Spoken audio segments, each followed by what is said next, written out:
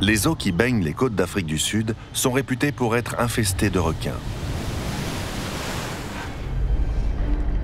Requins tigres, requins bulldog, requins cuivre et requins blancs patrouillent au large de Sainte Lucia.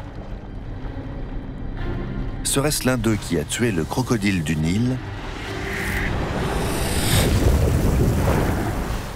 Mike Hightouse étudie les prédateurs marins depuis de longues années et il est convaincu que les affrontements entre crocodiles et requins sont plus communs qu'on ne l'imagine. D'après la taille de cette tête, on peut dire que c'était un très gros crocodile. Il devait faire plus de 3 mètres de long. Mais que faisait-il en pleine mer? Et comment sa tête a-t-elle fini échouée sur une plage?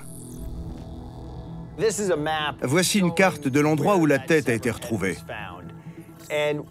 Quand on zoome, on se rend compte qu'elle n'est pas si loin de 2 embouchures de fleuves. Il est donc possible que le crocodile soit mort quelque part dans les systèmes fluviaux et que la tête ait été emportée par les eaux jusque dans la mer. Mais il est possible aussi qu'il se soit aventuré dans les eaux côtières, très riches en nourriture.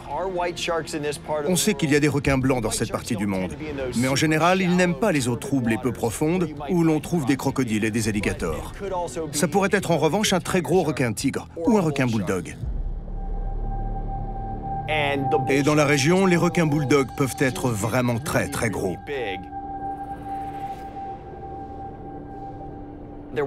Ils font partie des rares espèces de requins à s'attaquer à des animaux aussi gros qu'eux.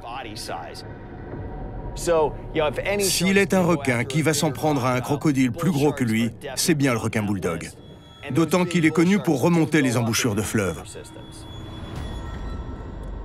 Les requins bulldogs possèdent un système rénal et un foie adapté qui leur permettent d'évoluer aussi bien en eau douce qu'en eau salée.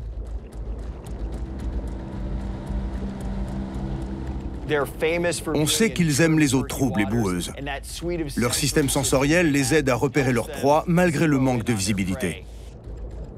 Mais pourrait-il s'en prendre à un très gros crocodile du Nil?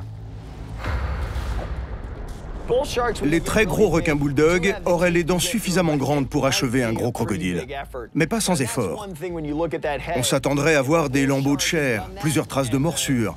Or là, la coupure est nette. La peau du reptile est beaucoup trop épaisse pour que le requin bulldog la tranche en un seul coup de dent.